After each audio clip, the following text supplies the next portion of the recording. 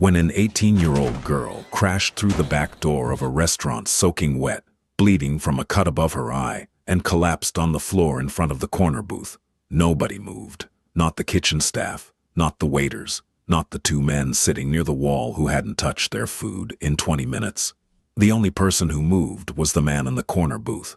The man nobody in that city looked at directly. He saw the bruise along her jaw. He saw the blood mixing with rainwater running down her cheek. And then he saw the man who walked in behind her, tall, calm, smiling, adjusting his jacket like this was all a misunderstanding. "She's my stepdaughter," the man said. "She's having an episode." The Mafia boss didn't look at him. He knelt down, looked the girl in the eyes, and asked one question. "Do you know him?" And what she whispered back set fire to everything that man had built. Rain had turned the alley behind Marchetti's into something out of a nightmare. It was the kind of rain that didn't just fall. It attacked. It hammered the pavement in thick, unrelenting sheets, flooding the gutters, turning every crack in the sidewalk into a tiny, rushing river. The neon sign above the restaurant's back entrance flickered red, then white, then red again, casting the alley in a pulsing glow that made the puddles look like they were bleeding. Inside the restaurant, the dinner service was winding down. Marchetti's was the kind of place where the tablecloths were always white. The wine was always expensive, and the conversations at the corner booth in the back were never to be repeated. It was a Tuesday night, quiet by most standards, and the staff had already started clearing the tables closest to the kitchen. Kieran Ashford sat at that corner booth, his back to the wall, the way he always sat. He was 46 years old, broad-shouldered, with dark hair that had gone silver at the temples. His jaw was set in a way that suggested it had been set that way for most of his life. He wore a charcoal suit, no tie, the top button of his shirt undone. There was a glass of bourbon in front of him, untouched. He wasn't there to drink. Across from him sat Luca Brennan, his second in command, a wiry man with sharp eyes and a permanent expression that fell somewhere between suspicion and mild amusement. Luca was in the middle of saying something about a shipment, about a problem at the docks, about a number that didn't add up. But Kieran wasn't listening. He was watching the rain through the window. He'd been doing that a lot lately, watching things without seeing them, sitting in rooms full of people and hearing nothing. There was a heaviness in him that had settled in years ago and never left, a weight that pressed on his chest every morning when he woke up and every night when he tried, and usually failed, to sleep. Luca noticed, of course. Luca noticed everything, but he didn't say anything about it. He'd learned a long time ago that there were doors inside Kieran Ashford that didn't open, no matter how hard you knocked. "You want me to handle the dock thing myself?" Luca asked, tapping his fork against the rim of his plate. Kieran blinked, refocused. "Yeah, take Novak with you. I want it sorted by Thursday." Consider it done. The moment should have ended there. The night should have continued like every other night. Business discussed. Bourbon eventually sipped. The drive home in the black sedan. The empty house. The silence. But the night didn't continue like every other night, because that was when the girl came through the back door. She didn't open the door so much as crash through it. The emergency exit near the kitchen, the one the staff used for smoke breaks, burst inward with a sound like a gunshot, and suddenly there she was, stumbling into the narrow hallway between the kitchen and the dining room, soaking wet, her shoes slipping on the tile floor. She caught herself on the wall, her palm slapping against it, and for a split second, she just stood there, chest heaving, rain dripping from her hair, and her clothes and her eyelashes. She was young, 18 maybe, thin in a way that suggested she hadn't been eating well. She wore a gray hoodie 3 sizes too big, dark jeans torn at the knees, and sneakers that had once been white but were now the color of mud. Her dark hair was plastered to her face, and her eyes, wide, brown, wild with terror, scanned the hallway like a trapped animal looking for a way out. The kitchen staff froze. A busboy carrying a tub of dirty dishes stopped in his tracks, his mouth open. One of the line cooks turned from the stove, spatula in hand, and just stared. And then the girl saw the dining room. She saw the tables, the white tablecloths, the well-dressed people. She saw the corner booth. She saw Kieran Ashford. She ran. Toward him. Not toward him exactly. Toward the space behind him, the wall, the corner. Anywhere that felt like a barrier between her and whatever was behind her. She made it about 10 feet into the dining room before her legs gave out. She caught herself on the edge of a table, knocking over a water glass, and sank to her knees on the carpet. Every eye in the room turned to her. Kieran was already on his feet. He didn't know why. Instinct, maybe. Years of reading rooms, of sensing danger before it arrived. Luca was up too, his hand instinctively moving toward the inside of his jacket. The girl looked up at Kieran from the floor. Her lips were trembling. There was a bruise on the left side of her jaw, partially hidden by her hair, and a thin cut above her right eyebrow that was still bleeding. The blood mixing with the rainwater and running down her cheek in a thin, pink line. She opened her mouth, closed it, opened it again. "Please," she whispered. "Please don't let him. Take me." Before Kieran could respond, the back door crashed open again. A man stepped into the hallway. He was tall, maybe 6'2", with a broad chest and the kind of build that came from a gym membership and a protein shake habit. He was maybe 50, with a close-cropped beard, a receding hairline, and eyes that moved with the quick, efficient sweep of someone who was used to finding what he was looking for. He wore a rain-slicked leather jacket and dark pants, and his face was flushed, not from exertion, but from anger. "Nadia!" His voice was sharp, commanding, the kind of voice that expected obedience. "Nadia, get up. We're leaving, now." The girl, Nadia, flinched at the sound of his voice like she'd been struck. She pressed herself closer to the wall, her fingers gripping the carpet. The man strode through the hallway and into the dining room. He didn't notice the diners. He didn't notice the sudden electric silence that had fallen over the room. He didn't notice Luca Brennan shifting his weight to the balls of his feet, or the way two men at a nearby table, men who had been quietly eating their dinner and who happened to work for Kieran Ashford, put down their forks and turned in their chairs. He only saw the girl. "I said get up." He reached for her arm. "Stop." The word cut through the room like a blade. It came from Kieran. He hadn't raised his voice. He didn't need to. There was something in the way he said it, calm, flat, absolute, that made the man's hand freeze in midair. The man looked up.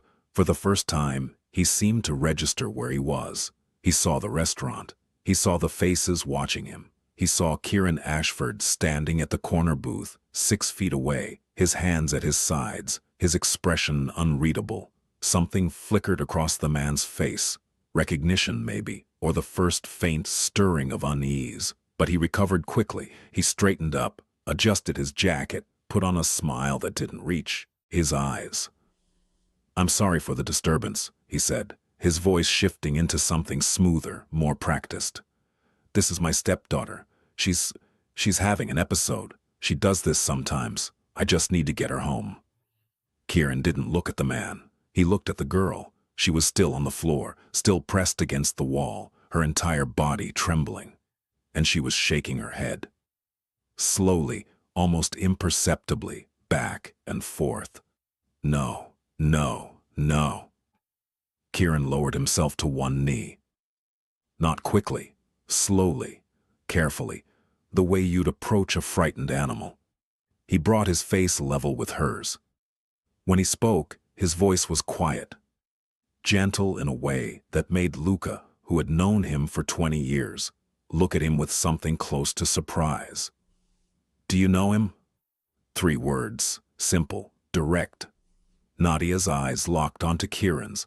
The trembling in her body intensified. She looked at the man standing behind Kieran, then back at Kieran, her lips parted. "He's my stepfather," she said. Her voice was barely a whisper. The man behind them let out a relieved breath. "See? Like I said, he's been selling me." The room went completely silent, not the kind of silence that falls when someone says something awkward, not the polite, uncomfortable pause of a dinner party misstep. This was the silence of every person in the room processing what they'd just heard, and recoiling from it. The man's face drained of color. Nadia's eyes were still locked on Kieran's, and now there was something new in them. Not just fear, but a desperate, gutting hope. The hope of someone who had been screaming for help in a soundproof room and had finally, impossibly, found someone on the other side of the glass. "He's been selling me," she said again, louder this time, "and nobody believes me." What she said next made the most feared man in the city go completely silent. "He told them all I was crazy. He told them I make things up. He has papers, documents from a doctor, a therapist he picked. They say I'm unstable. They say I have episodes." Her voice cracked. "But I'm not crazy. I'm not. He's been doing this for 2 years, and every time I try to tell someone, he shows them the papers and they send me back to him." Kieran Ashford did not move, did not blink, but something shifted behind his eyes, something tectonic, something that cracked open a door he'd kept sealed shut for a very long time. And in that moment, every single person in that restaurant understood that something fundamental had just changed. The man's name was Glenn Hargrave. On paper, he was respectable, more than respectable. He was admirable. He owned a chain of youth outreach centers across the Northeast, 3 in the city alone. He sat on the boards of 2 nonprofits, focused on at-risk teenagers. He gave speeches at fundraisers. He shook hands with city council members. His face appeared in glossy brochures with phrases like "making a difference" and "investing in our future" printed in hopeful fonts. He had married Nadia's mother, Patricia, 4 years ago, when Nadia was 14. Patricia had been a waitress at a diner in Bridgeport, a quiet, worn-down woman who worked double shifts and never complained. She'd been raising Nadia alone since Nadia's biological father left when Nadia was 3. When Glenn Hargrave walked into that diner with his pressed shirts and his easy charm and his talk about a better life, Patricia thought she'd won the lottery. They moved into his house in Fairfield County within 6 months. It was the nicest place either of them had ever lived. 4 bedrooms, a swimming pool, a kitchen with granite countertops. Patricia cried the first night they slept there. Happy tears, she said. Everything was going to be different now. For a while, it was. Glenn was generous, attentive. He bought Nadia new clothes, signed her up for a private school, told her she could call him whatever she wanted. Glenn, Dad, Mr. Hargrave, it didn't matter to him. He helped her with her homework. He took them on vacations. He was, by all external measures, a good man doing a good thing. The shift happened slowly. It started with small things, rules that seemed reasonable at first, but gradually tightened. Nadia wasn't allowed to have friends over without Glenn's approval. Her phone was checked every night. She couldn't close her bedroom door. These rules were presented as concern, as protection, as the careful boundaries of a man who worked with troubled youth and knew all too well what could happen to a teenage girl without proper guidance. Patricia accepted this. She had never had a partner who cared so much. She didn't see the walls closing in because she'd never had walls at all. She'd had open sky and no safety net, and she mistook the cage for shelter. The real horror began when Nadia was 16. She would never tell the full story all at once. It would come out in fragments over hours and days and weeks. Small, broken pieces of a picture so terrible that the mind refused to see it whole. She told Kieran the first piece that night, on the floor of Marchetti's restaurant, with the rain hammering the windows and Glenn Hargrave standing 10 feet away with a smile that was starting to crack. There are men," she said. "They come to the house when my mom's working. He tells her he's hosting meetings for the outreach centers. Board meetings, donor dinners. She believes him." She swallowed. Her hands were shaking so badly she couldn't hold them still. "They're not board meetings." Kieran Ashford did not believe in coincidence. He believed in patterns, in the way the world arranged itself around systems of power and control. He believed that most people were capable of terrible things if they thought they could get away with it. He believed that the law, for all its noble intentions, was a structure built to protect those who understood how to use it and to crush those who didn't. He believed these things because he had spent his entire adult life operating in the space between what was legal and what was real. But he also believed, in a private, closely guarded chamber of his heart, that certain debts could never be repaid, and that certain failures could never be forgiven. He was 19 when his sister disappeared. Her name was Colleen. She was 16, sharp-tongued and stubborn, with the same dark eyes Kieran had, and a laugh that could fill a room. She went to a party one Friday night in October, the kind of unremarkable high school party that happened in every city in America, and she never came home. They found her car 3 days later, parked at a rest stop off 1895, the driver's door open, her backpack still on the passenger seat. They never found Colleen. The investigation lasted 2 years.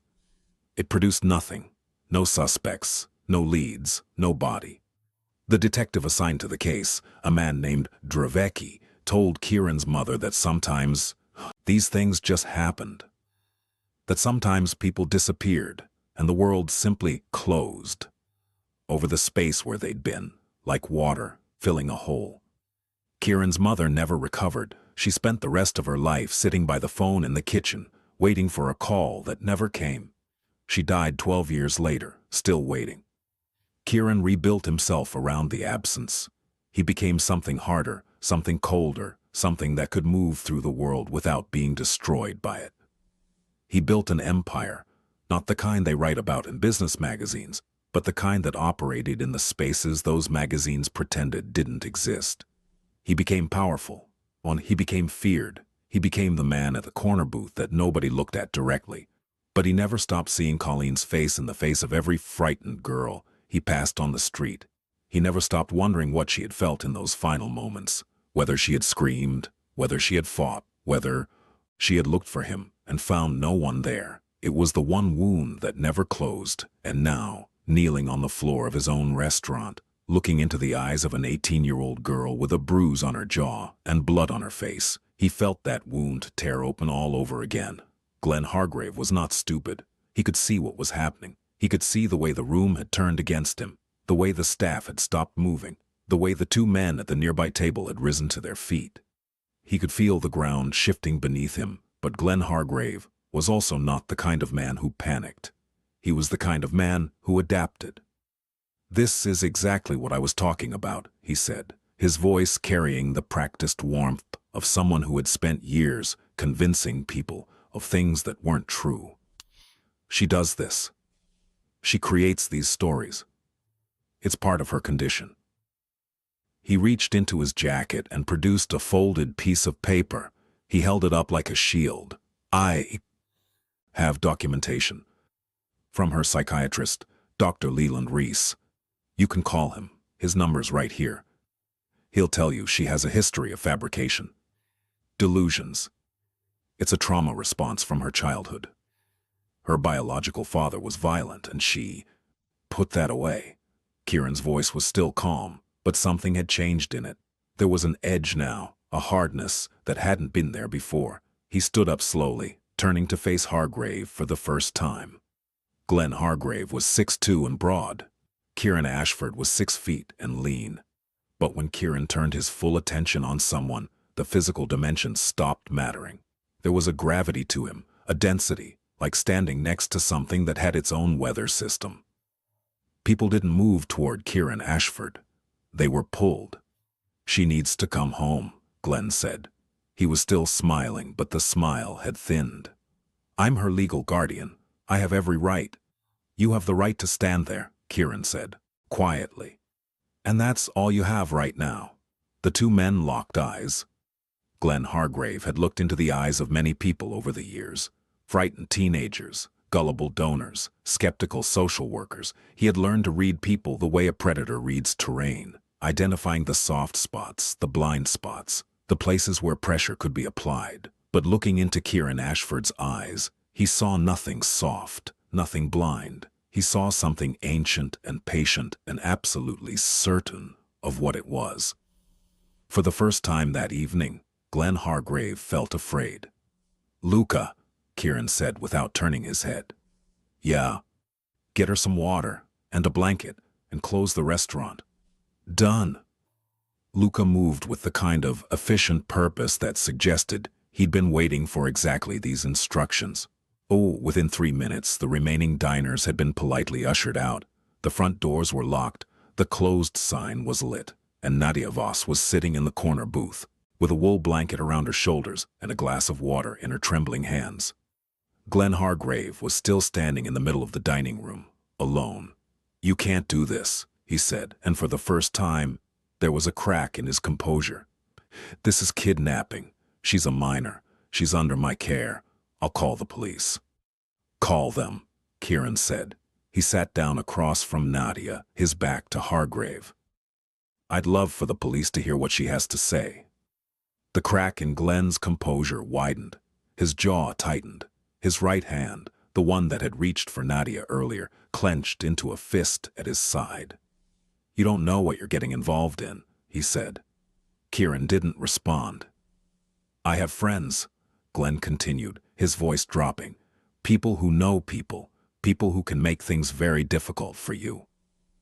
At this, Kieran did something unexpected. He smiled. It was not a warm smile. It was not the kind of smile you see on birthday cards or in family photos. It was the kind of smile that a wolf might give if wolves could smile. A baring of teeth that communicated with perfect clarity that the person on the receiving end had made a catastrophic miscalculation.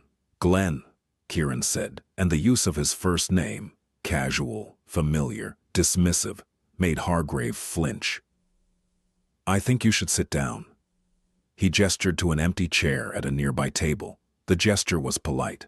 The implication was not. Glenn Hargrave looked at the chair. He looked at Kieran.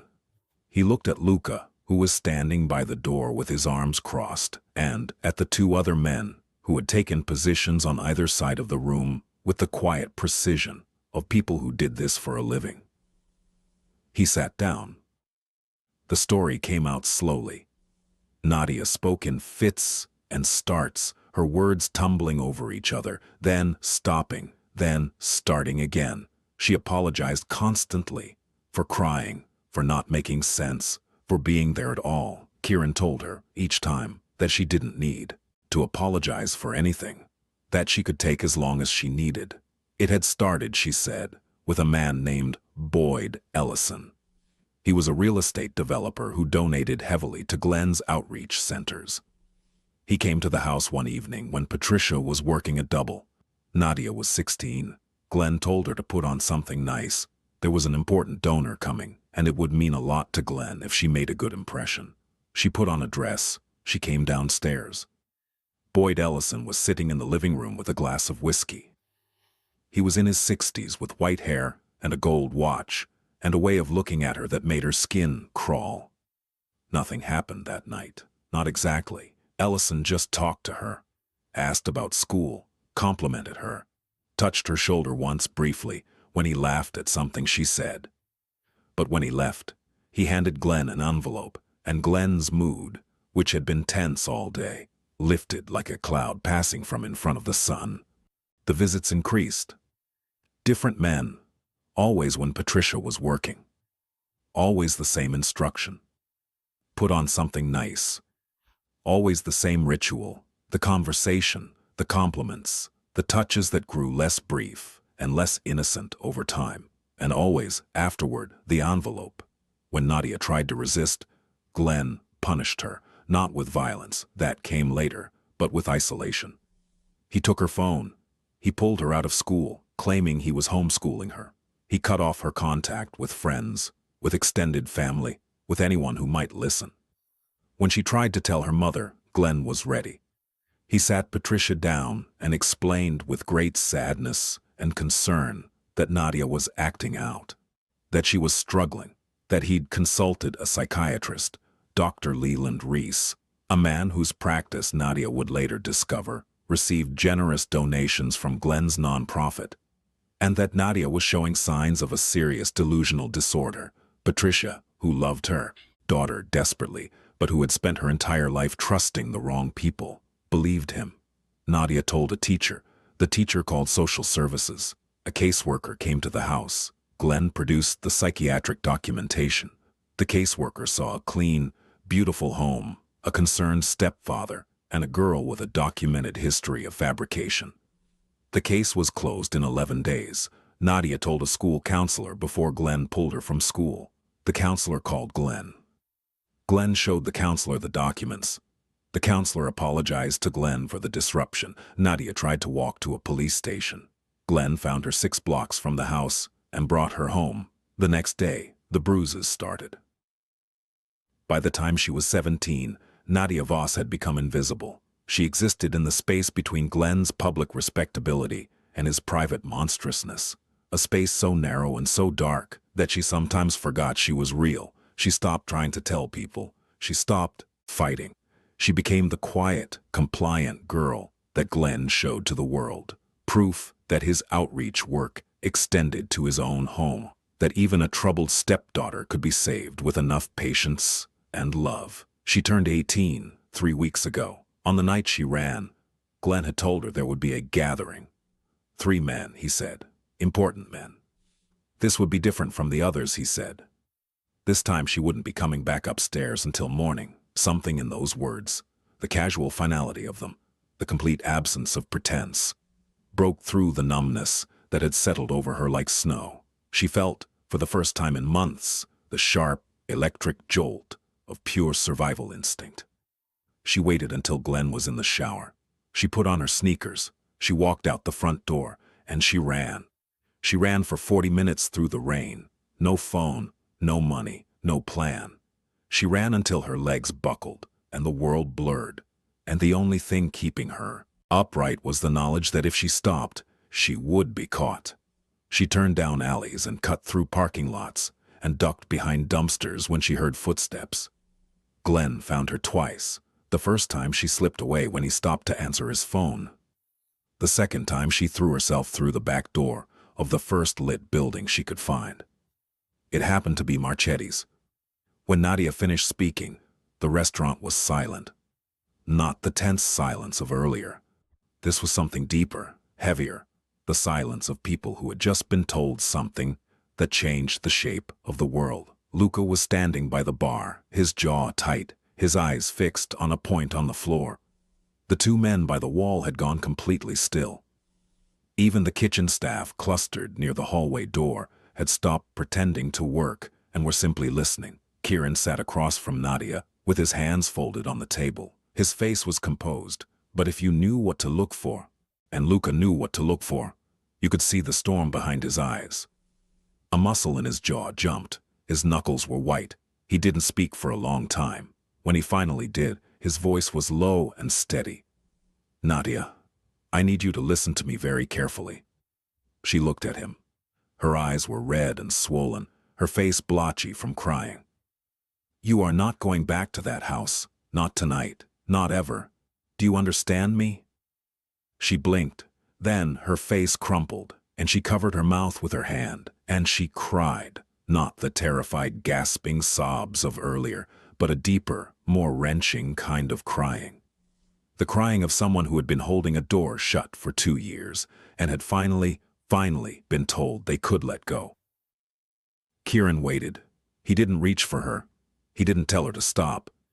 He just sat there, a steady, immovable presence, and let her fall apart. Across the room, Glenn Hargrave watched this with the expression of a man who had stepped into a trap and was only now beginning to understand how deep it went. This is insane, he said. His voice was louder now, edged with something that wanted to be authority, but was starting to sound like panic. You can't just keep her here. She's not well. She needs her medication. She needs... What medication? Kieran asked without looking at him. The question landed like a stone in water. Her psychiatric medication. For her condition. Dr. Reese prescribed... What's the name of the medication, Glenn? Silence. What's the dosage? Silence. What pharmacy fills the prescription? Glenn's mouth opened and closed. His face had gone a strange, mottled red.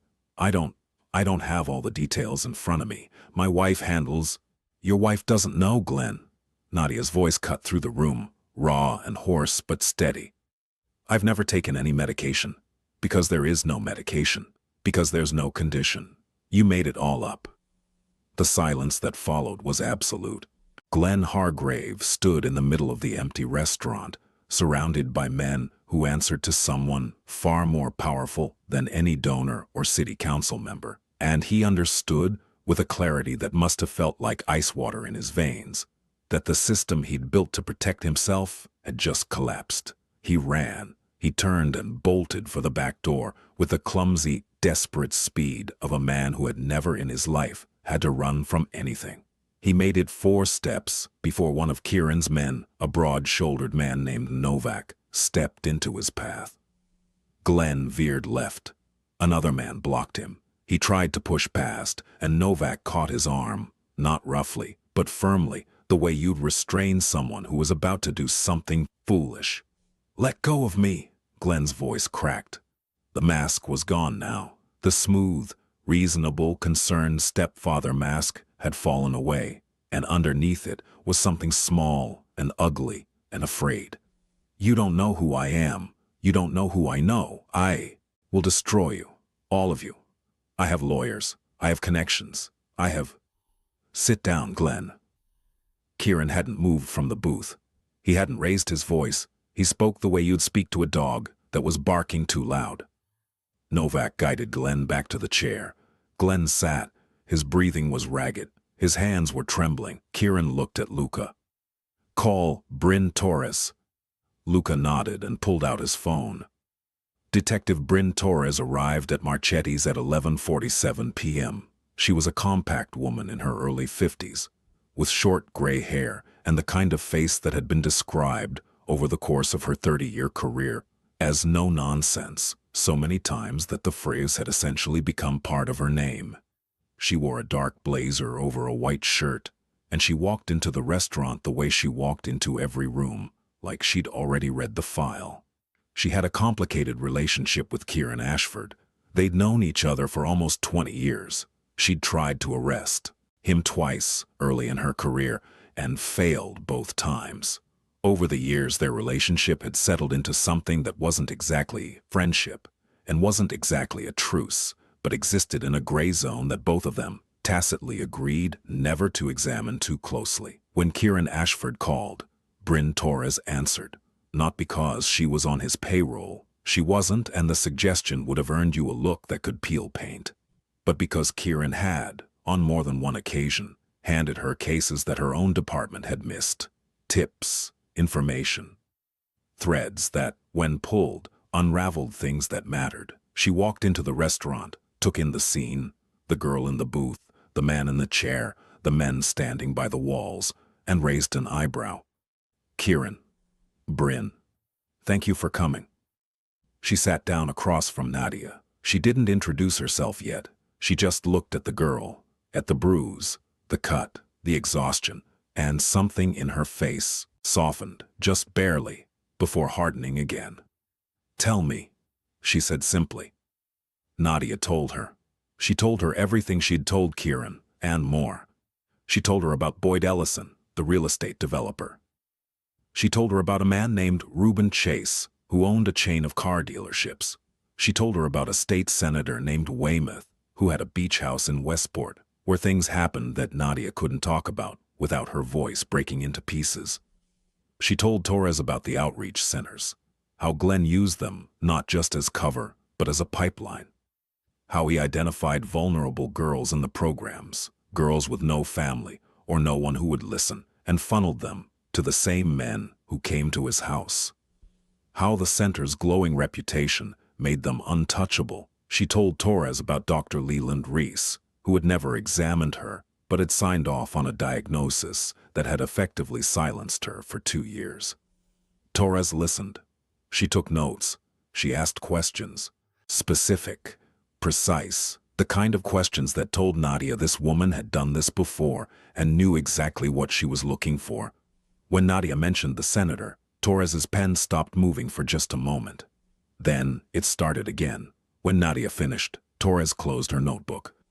She looked at Glenn Hargrave, who was sitting in his chair with the rigid stillness of a man who was calculating his options and finding them increasingly narrow. "Mr. Hargrave," Torres said, You are not under arrest at this time, but I'm going to strongly suggest that you not leave the city. I want my lawyer, Glenn said. His voice was thin. You're welcome to call one. Torres stood up and walked to where Kieran was standing by the bar. She spoke quietly. If even half of what she said is true, this is going to be one of the biggest cases this city has seen in a decade. It's true, Kieran said. Torres looked at him. You sound certain. I am. Why? Kieran didn't answer for a moment. Then, quietly, because I've seen that face before. Torres studied him. She didn't ask what he meant. She'd known him long enough to know that some things he said weren't meant to be answered. They were meant to be understood. Oh, I'll need her to make an official statement, Torres said, and I'll need time. This kind of thing, outreach centers, a senator, a psychiatrist, it's not something I can move on overnight. I know. She'll need protection. Real protection. If these people are as connected as she says, I'll handle that. Torres sighed. Kieran. Bryn. I'm not going to ask how you plan to handle it. That's probably wise. She shook her head. Get her somewhere safe tonight. I'll be in touch in the morning. The somewhere safe turned out to be a brownstone on the Upper East Side that, on paper, belonged to a holding company that belonged to another holding company, that, if you traced it back far enough through enough layers of legal architecture, eventually connected to a name that Kieran Ashford had never used, but that technically belonged to him. The house was maintained by a woman named Mrs. Calloway, a former nurse in her 60s who asked no questions, kept the pantry stocked, and had a bedroom on the second floor that was always made up with fresh sheets, as if she were always expecting someone. She had been expecting someone, in a sense. Kieran had set this arrangement up years ago, after a situation involving a young man who had testified against a business associate and needed a place to disappear for a while. The house had been used 3 times since then, always for the same purpose: a quiet, safe place where someone could exist without being found. Nadia stood in the foyer of the brownstone at nearly 1 in the morning, still wearing her wet clothes, still wrapped in the blanket from Marchetti's, and looked around with a disoriented expression of someone who had just been pulled from deep water and wasn't yet sure she was alive. Mrs. Calloway appeared at the top of the stairs in a housecoat and slippers, took one look at Nadia and said, "Come with me, sweetheart. Let's get you warm." She led Nadia upstairs. Kieran heard the bath running a few minutes later. He stood in the foyer alone. The house was quiet. The rain had stopped. Luca was outside, making calls. There were things that needed to happen quickly. Security for the house, background checks on Hargrave and his associates. A quiet conversation with a prosecutor, Kieran knew. The machinery of response was already in motion. But Kieran stood still. He was thinking about Colleen. She would have been 43 this year. She would have been, what? A teacher, maybe. She'd always been good with kids, or a lawyer. She had that argumentative streak, that refusal to let anything go. She'd have gray in her hair by now, like Kieran did. She'd probably tease him about it. He closed his eyes. For 27 years he had carried the weight of not being there, of being at a friend's house that Friday night in October, watching a football game, eating pizza, doing absolutely nothing, while somewhere on a dark road his little sister. He stopped. He always stopped at the same place. He opened his eyes. He couldn't save Colleen. He had accepted that, or more accurately, he had learned to function around the unacceptable truth of it, the way a tree grows around a wound in its trunk. The wound was still there. The tree kept growing. But Nadia Voss was upstairs, in a warm bath, in a safe house, alive. And tomorrow the work would begin. The weeks that followed were methodical and relentless. Torres moved carefully, building the case layer by layer with the patience of someone who had learned the hard way that rushing a case against powerful people was the fastest way to watch it collapse. She secured Nadia's formal statement. She subpoenaed records from Glenn's outreach centers. She obtained a warrant for Dr. Reese's patient files. What she found was staggering. Reese had provided false diagnoses for 6 other girls, all of whom had been through Glenn's outreach programs. 6 girls who had been labeled as delusional, as unstable, as unreliable, and who had then, according to the center's records, aged out of the programs and disappeared from the system entirely. Torres found 2 of them. One was living in a shelter in Newark, hollow-eyed and barely functional. The other was in a hospital in Hartford, recovering from an overdose. Both told stories that echoed Nadia's so precisely that Torres had to put her pen down and walk out of the room for a moment to compose herself. The connections spread outward like cracks in glass. Ellison, the real estate developer; Chase, the car dealership owner; Senator Weymouth, a hedge fund manager named Pruitt; a retired judge named Kellen; men of wealth and influence and spotless reputations, bound together by the shared secret of what they had done in the quiet rooms of Glenn Hargrave's house and what in the back offices of his outreach centers. Kieran provided information when Torres asked for it and stayed out of the way when she didn't. He had his own people looking into things: financial records, property holdings, the web of shell companies and charitable foundations that Hargrave used to move money. This information was passed to Torres through channels that allowed her to discover it independently, preserving the integrity of the case. It was the kind of collaboration that neither of them would ever acknowledge publicly. But it worked. Glenn Hargrave, meanwhile, had retained a defense attorney named Cyrus Webb, a high-profile litigator known for representing clients who could afford to make problems disappear.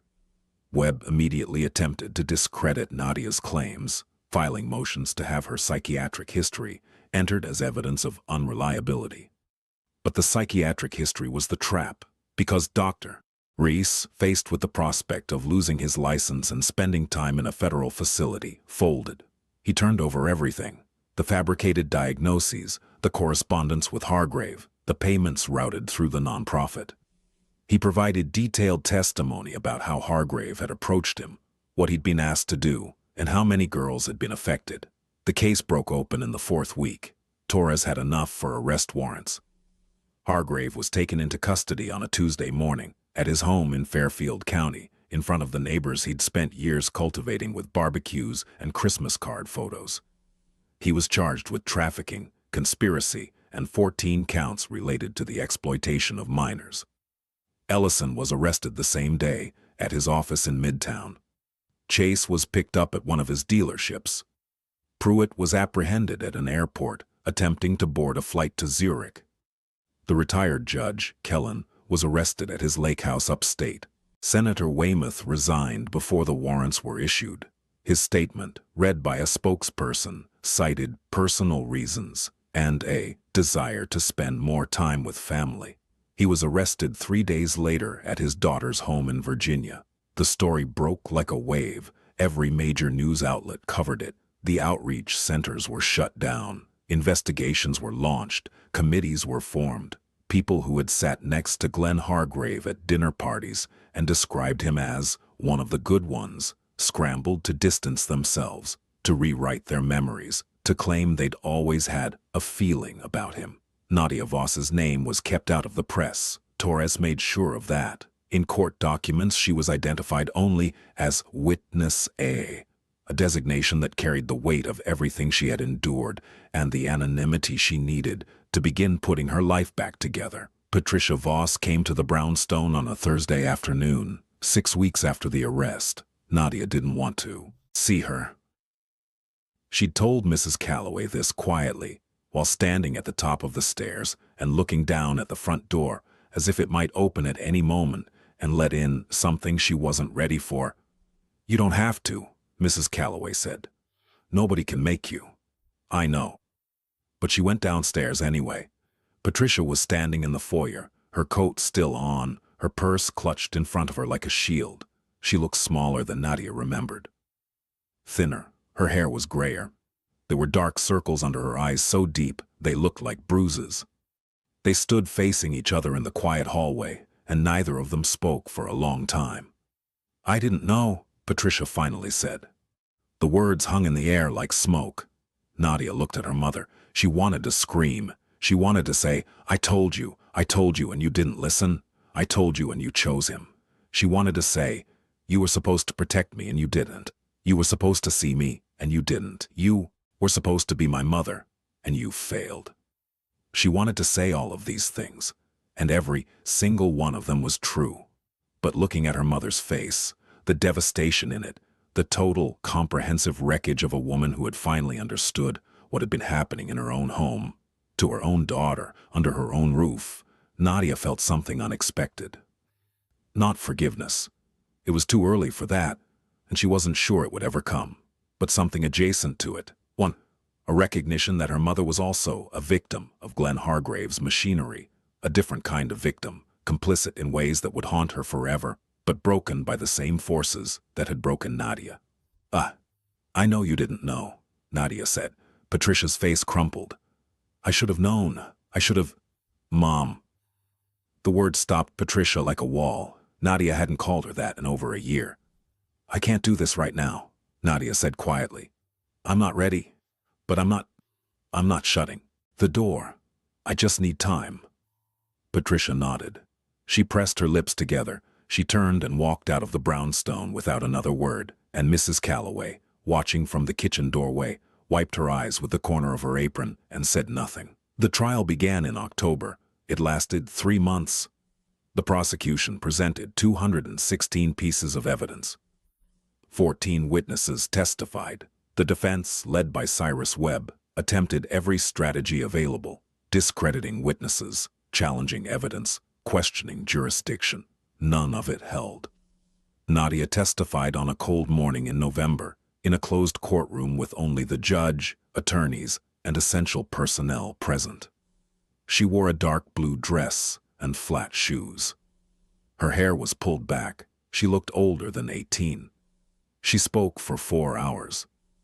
She described what had been done to her and to the other girls with a clarity and steadiness that the prosecutor would later describe privately as the most remarkable display of courage he had ever witnessed in a courtroom. She did not cry. She did not falter. She answered every question, including the brutal ones from the defense, with the measured precision of someone who had spent 2 years being told that her truth was a delusion and who had finally been given a room where her truth was the only thing that mattered. Glenn Hargrave watched from the defense table with the glazed, diminished look of a man who had already been convicted in every way that counted. The jury deliberated for 6 hours, guilty, on all counts. Hargrave was sentenced to 42 years. Ellison received 28. Chase, 24. Pruitt, 31. The retired Judge Kellen received 18. Senator Weymouth, who had pleaded guilty in exchange for a reduced sentence, received 12. Dr. Reese lost his medical license and received 7 years. The sentencing hearing was the only time Nadia cried in public. Not during the verdict. She'd stood perfectly still for that, her hands clasped in front of her, her chin raised. She cried afterward, in the hallway outside the courtroom, sitting on a wooden bench with Mrs. Calloway on one side and Detective Torres on the other. She cried because it was over. She cried because she was believed. Kieran Ashford did not attend the trial. He followed it from a distance, through Luca, through Torres, through the newspapers that covered it in exhaustive detail. He read every article. He noted every sentence. He filed away the numbers. 42 years, 28 years, 24 years, like debts being settled in a ledger. But he did not go to the courthouse. He did not seek recognition. He did not want Nadia's name connected to his in any public record, and he understood, with the pragmatic clarity that had kept him alive and free for decades, that his presence would only complicate things. He saw Nadia once more, about a month after the trial ended. She came to Marchetti's. Not through the back door this time, through the front, on a clear winter evening, wearing a coat that fit and shoes that were clean, and a scarf she'd bought herself, with money she'd earned from a part-time job at a bookstore in the village. Kieran was at the corner booth. He was always at the corner booth. She walked across the dining room and stood in front of him. She looked different. Healthier. There was color in her face, and the bruise on her jaw had faded to nothing. Her hair was shorter. Her eyes were clear. She didn't sit down. She just stood there for a moment, looking at him, and he looked back at her, and the space between them held everything that had happened and everything that words couldn't carry. "I enrolled at City College," she said. "I start in January." Kieran nodded. "What are you studying?" "Social work." Something moved across his face, not a smile exactly, but the ghost of one. The kind of expression that lives in the space between pride and sorrow. "Good," he said. She reached into her coat pocket and pulled out a folded piece of paper. She placed it on the table in front of him.